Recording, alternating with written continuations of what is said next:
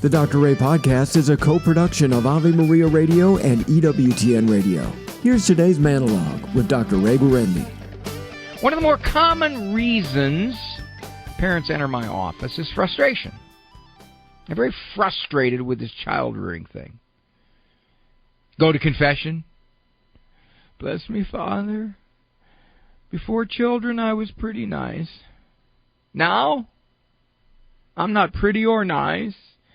And you don't like the way you talk to your kids, and you don't like the way you lose your temper, and you don't like the way you get frustrated, you don't like the way you say things. And I think any priest will tell you, when you go into the confessional, especially if you got a whole passel of kids, little ones, big ones, a lot of your frustration, a lot of your conduct that you're ashamed of is, I don't want to say it's brought on by the kids, but the kids are maybe the target of it. So what is it? Why do we get so frustrated with kids? Now, let me give you some of the more common explanations, and I talk about this in several of my discipline books, because the frustration part keeps you from acting consistently or reasonably. First frustration is an umbrella frustration. We have not accepted what kids are. We may give a nod, a little intellectual nod, to the fact that they're by nature immature or self-centered or impulsive or sneaky to get their way. It's kind of the state of immaturity.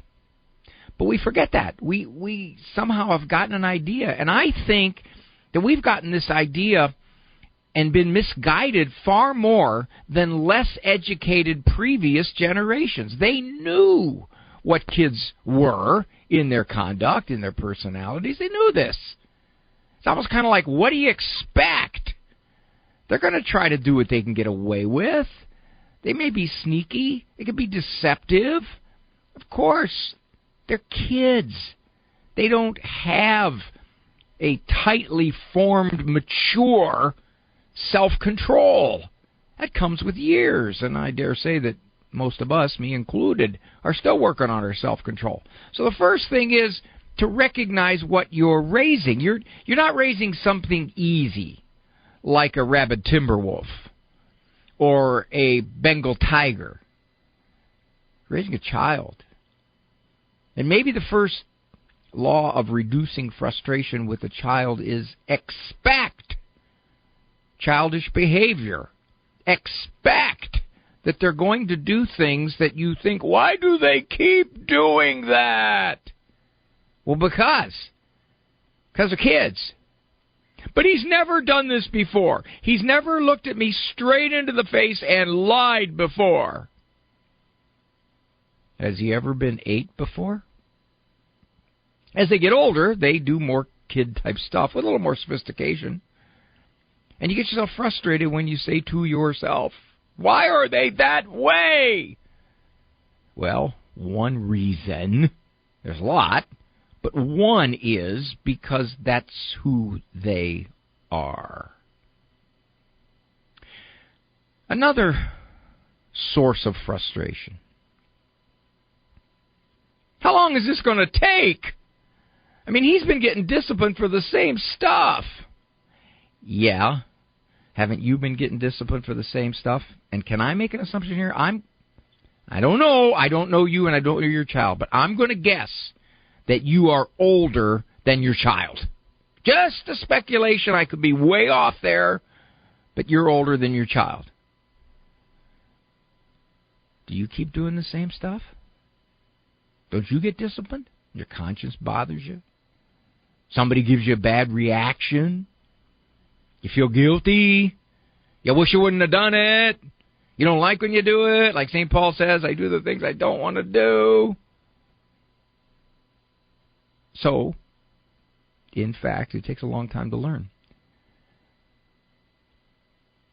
Repetition is normal in discipline, but it frustrates parents. Why aren't they getting this sooner?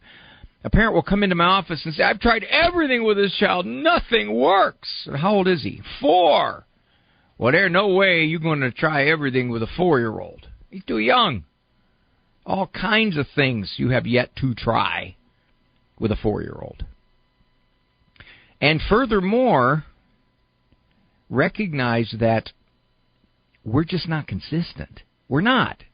Our nature is to be inconsistent. So therefore, when we say, how long is this going to take? He just doesn't seem to be getting it. It's in part, in many cases, because we're not very consistent. I'm going to do a monologue about that, but I'm going to assert that the average parent is somewhere between, are you ready for this? This is the number that I have fallen upon in all these years of working with parents. I'd say somewhere between 10 and 15% consistency. Somewhere between that. And that's typically enough. Really, believe it or not, it is. But when you're at that level of consistency, it takes a lot longer for discipline to teach. Another frustration. This makes me look like a bad parent. This makes me feel like a failure. I thought I would be a loving person, a nice person, and I would sing songs with them every night before they went to bed. And now I look at the clock. I can't wait till they go to bed. You don't take your kids' behavior personally. It may be that your kids' behavior is in fact related to your behavior, of course. But at the same time, when they pull a stunt or they do something that you think to yourself, they should know better. We've taught them better. And they do this. It's no reflection on you. Well, Dr. It is a reflection on me because I'm not a very good disciplinarian. In that sense, yes. But in the sense that they're doing this just to make you look bad, no. No, they're doing it because they want to do it. They're doing it because they thought they could get away with it. They're doing it because the impulse hit them. They're doing it because they don't see anything wrong with it, despite what you've been trying to tell them. If you look at your kids' conduct, this is especially the older kids, the 13, 14, 15-year-olds, if you look at their conduct and some of the stunts they pull out of their immaturity, and you think to yourself, I'm a failure. They wouldn't have done that had I been a better parent. Well, that's a quick way to drive yourself crazy and get very, very frustrated. Ooh, I'm way past. Okay, one more. There's so many reasons why parents get frustrated. Let me give you one more. You wait too long to act. He's been tormenting his sister for the last 12 minutes. You've nagged him, you've yelled at him, you've told him to stop, you've threatened, you've warned, and finally you erupt. Well, yeah, but if you'd have done something back at minute number 1, before your frustration reached nuclear level, you probably would have been able to act more calmly. But when you've kind of re-reminded and nagged and negotiated and reasoned and said, stop, and it hasn't done anything, which much of the time words don't, then you get frustrated. Then you erupt. Then you say, why do I have to get so frustrated before they listen to me? Well, because they'll listen to you if you back it up. Back at minute number 1. That's just a little sampler of the more common frustrations that parents have. More of Dr. Ray's monologues can be found on his website, drray.com. Monologues as well as full-length programs of The Doctor Is In can be heard at AveMariaRadio.net and EWTN.com/radio.